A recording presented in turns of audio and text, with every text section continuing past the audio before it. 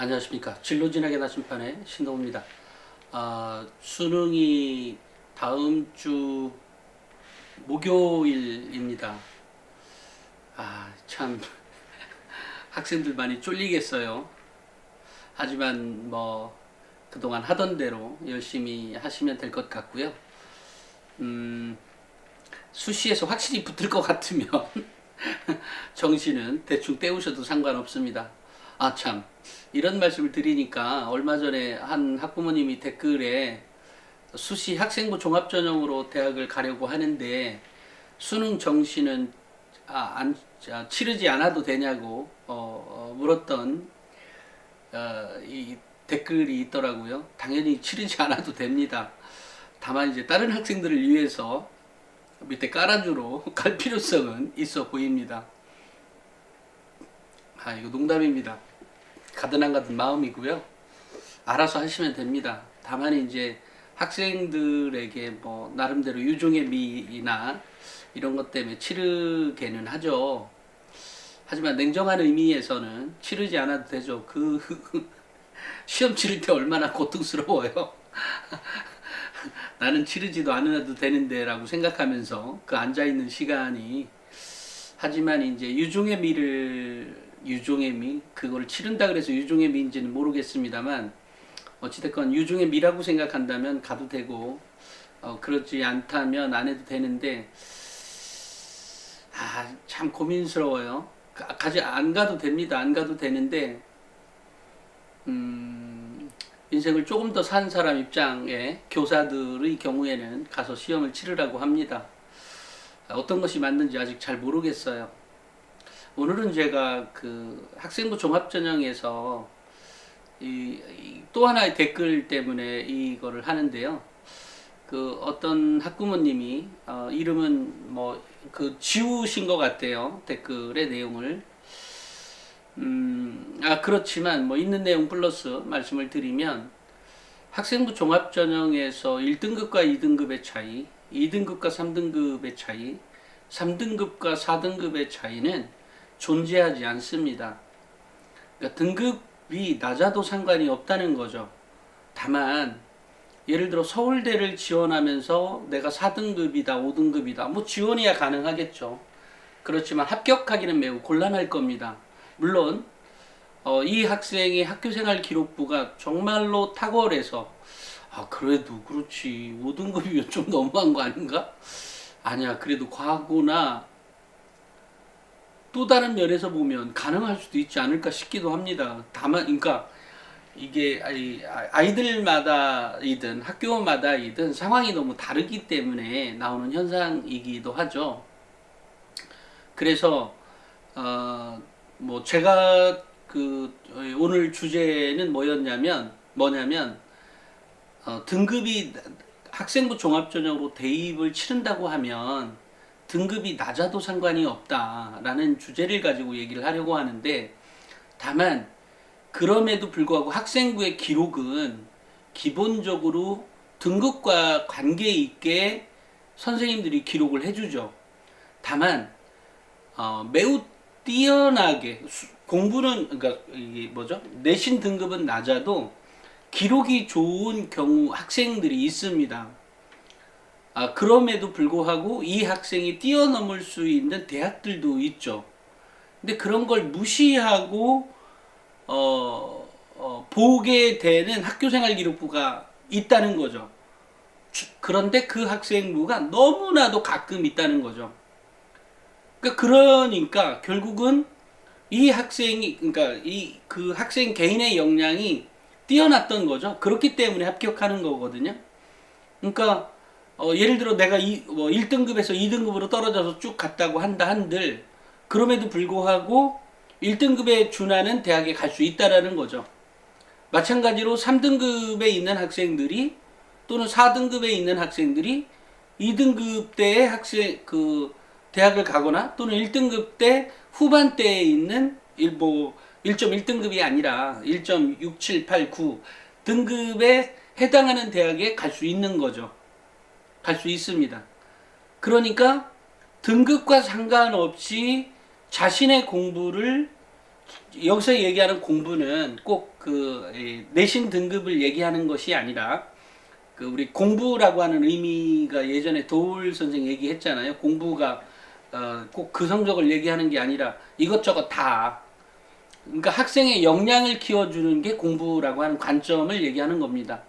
그러니까 역량을 키워가는 것대로 기록만 되어 있으면 더 좋은 대학에 갈 수 있다라는 거죠.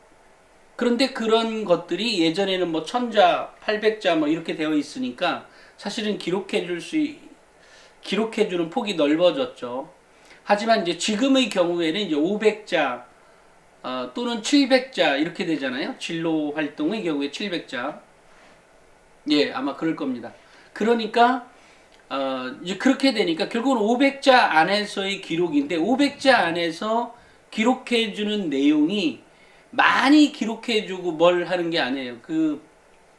제가 최근에 관계하고 있는 고민들 중에는 뭐 정말 너무너무 많습니다만, 예를 들어 뭐 취업률과 관련한 것, 진학률과 관련한 것, 데이터를 뽑아내는 것, 그 다음에 제가 1, 2, 3등급을 위한 그러니까 대입 필수 노하우, 그 다음에 이제 중위권 학생들을 위한 대입 역전 노하우라고 하는 책을 썼죠. 근데 아직 제가 책을 이렇게 보여드리진 않았는데, 왜냐면 그 1, 2, 3등급을 위한 거하고 중위권 학생들을 위한 거를 같이 보여드리고 싶어서 마음속으로는 먼저 1, 2, 3등급이라도 보여드리고 얘기를 해주고 싶은데, 아직 중위권이 이제 책 인쇄가 이제 오늘 나오니까 그걸 가지고 이제 얘기하려고, 아마 다음 주부터는 제가 그 두 책을 가지고 얘기를 좀 하려고 합니다. 어찌됐건 학생들에게 등급이 먼저가 아닌 공부가 되어야 한다라는 겁니다. 그러니까 내신 등급이 조금 떨어졌다 그래서 두려워할 것도 없고, 저는 이렇게 이제 하는 게 오늘 방송을 하는 가장 큰 이유가 뭐냐면, 하는 목적 중에 이렇게 댓글을 자주 다시는 학부모님의 자녀분하고의 어떤 갈등이고, 그 갈등이 이제 수학 문제부터 나왔던 모양이죠.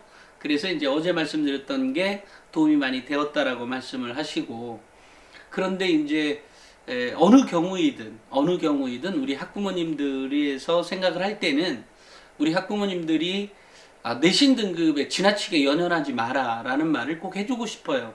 그것은 뭐 어제 제가 몰입공부법과 관련해서도 얘기를 드렸습니다만, 예를 들어 4등급 가면서 나 서울대 가고 싶다, 현재 1학년이다 라고 한다면 가능성이 더 있는 거죠. 왜냐하면 성적을 더 올릴 수 있을 테니까요.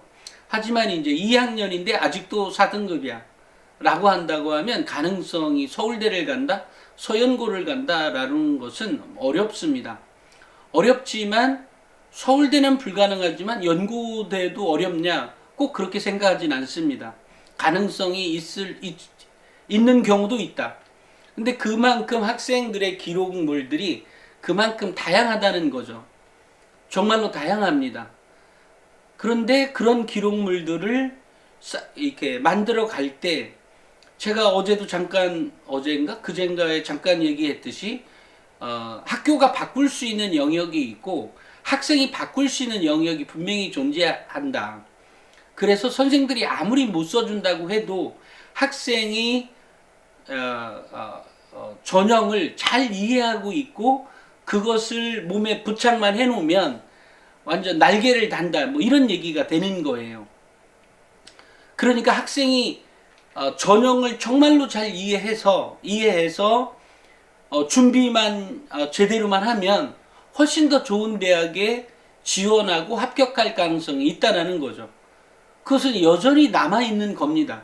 왜냐하면 학생부 종합전형은 정말로, 제가 교육계에 대해서 몇십 년 동안 있었던 사람도 아님에도 불구하고 학생부 종합전형에 대해서는 상대적으로 조금 많이 아는데, 왜냐면 그동안 많이 해왔던 학원 선생님들이 더 많이 알아야 되는 거잖아요. 근데 저처럼 뭐 어떻게 보면 기업을 했던 사람이 8년 전에 이 교육계에 와서 이렇게 뭐 물론 이제 기사를 쓰면서도 알게 되고 취재하면서도 알게 되고 뭐 다양한 자료를 분석하면서도 알게 되지만, 그런 데이터의 그 근본은 어디에 있냐면 특히 학생부 종합전형의 경우에는 어, 그 대학교에 졸업하고 그 사람들이 취직하려고 원서를 내지 않습니까? 원서를 내면 학생 뭐 4.5 만점의 성적이 4.5 만점에 4.3도 있고 4.4도 있고 뭐 별의별 뭐 4.0, 뭐 3.0, 3.2 뭐 이런 학생들이 잔뜩 있거든요. 근데 우리가 그런 사람들을 평가하면서 그런 대학생들을 평가하면서 4.32 또는 4.5 만점에 거의 뭐 4.4를 맞았다. 얘는 왜 이렇게 똑똑해 하고 왜 이렇게 공부를 열심히 해서 일하고 더 뚫쳐보죠. 그리고 그러한 지점이 있다면 그 학생은 당연히 합격 가능성이 매우 높은 거고 3.0이라도 학생의 기록물들이나 또 뭐 이런 것들이 매우 빼어나게 기록되어 있는 경우가 있어요. 당연히 그 학생도 합격에 이쪽 쪽에 올려놓겠죠. 예를 들면 서류를 뭐 예전엔 서류고 요즘이야 이제 어쨌든 점수 체제를 놓으니까요. 그러니까 무슨 얘기냐면 3.0이라고 하는 게 뭐 대학이 아까 뭐라고 요즘이야 뭐 전체적으로 이 성적도 다 이제 우위로 올려서 준다고 하니까 그렇지만 예전에 보면 한 3.0 정도 되는 이 사람과 4.0, 4.2 되는 학생의 차이, 그 사람의 차이가 뭐 어마어마한 차이가 있는 게 아니에요. 여기에서 물론 학벌은 좀 볼 수 있죠. 학벌은 얘가 어디 출신이냐, 얘가 어느 대학 출신이냐 이런 것도 당연히 감안할 수는 있죠. 하지만 학생이 기록한 내용에 차이가 저 밑에 3.0 등급이라고 해도 또 그 학생이 지방대라고 해도 그 뭐라고 하죠? 선발을 한다는 거죠. 이제 그런 것들에 이제 관성처럼 몸에 부착되어 있는 사람이 대학교의 학교생활 기록부를 대학에서 계속 우리는 성적으로 안 뽑습니다. 우리는 정성적 평가를 합니다. 진짜 그래요? 네, 진짜 그렇습니다. 그래요? 그러면서 이제 뭐 데이터를 비교하고 분석해보고 하는 과정에서 결국은 그런 것들을 써주는 사람이 결국 교사였더라. 그러니까 교사가 어떻게 써주느냐에 따라서 달라질 수 있는 거죠. 물론 대학에서는 이게 가짜이냐 진짜이냐를 나름대로 또 판단하도록 할 수는 있겠죠.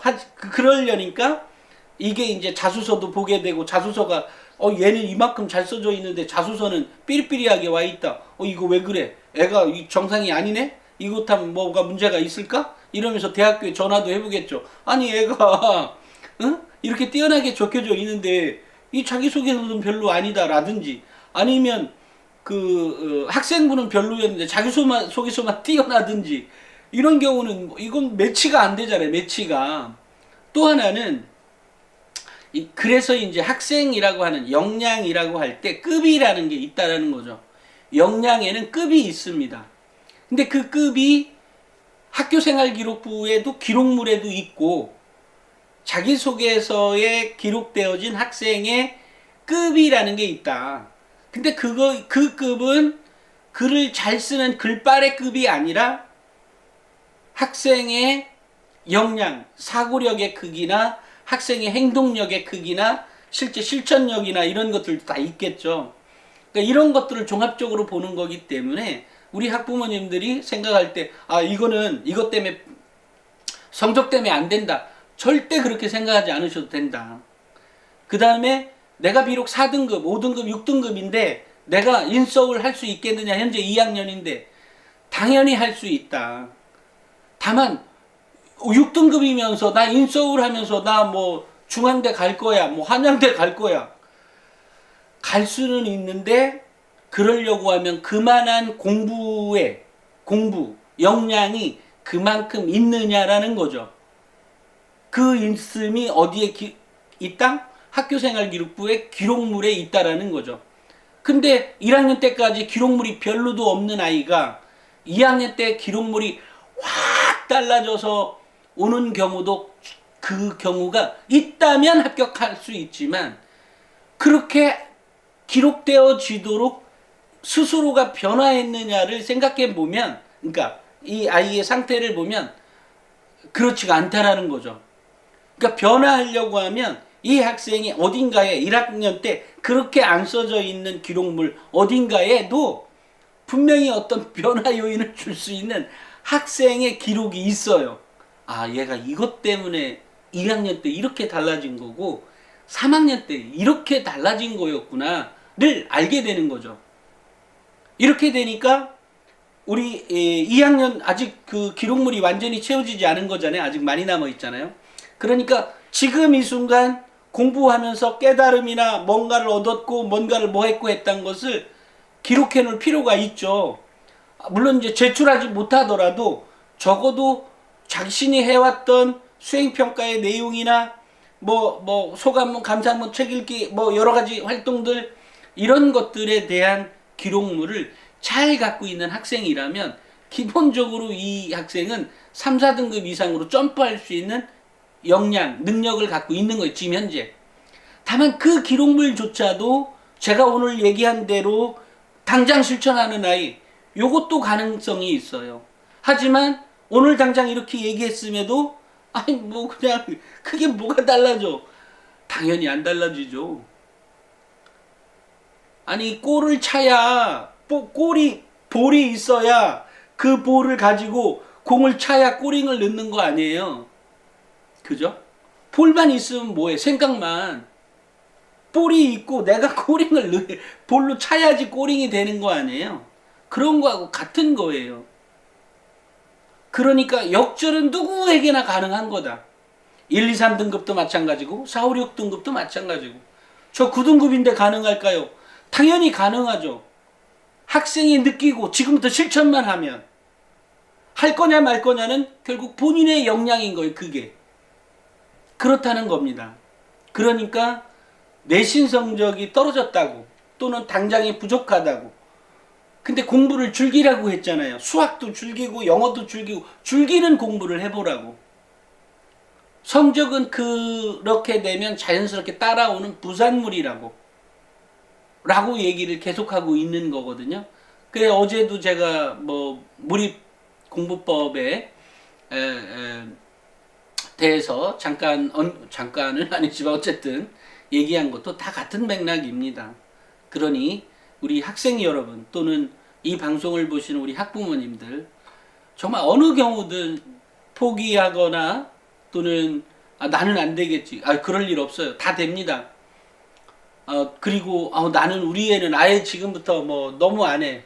너무 안 하는 건 문제가 있으니까 제가 항상 눈높이에서 대화부터 먼저 하세요. 라고 얘기하는 거죠.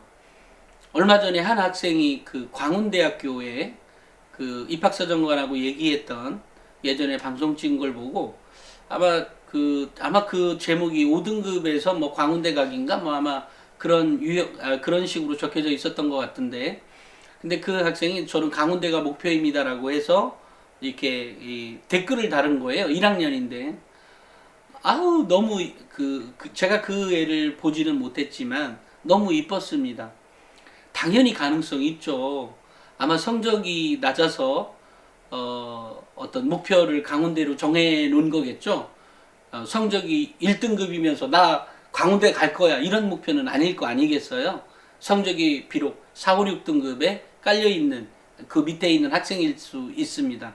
하지만 그 목표 하나, 그렇게 목표 하나, 그 목표로 그 학생은 성공할 수 있다라는 거죠. 아니, 목표를 이룰 수 있다라는 거죠. 꼭 성공이라기보다 그 목표를 이룰 수 있다. 뭐 그런 면에서 성공이라면 성공할 수 있다.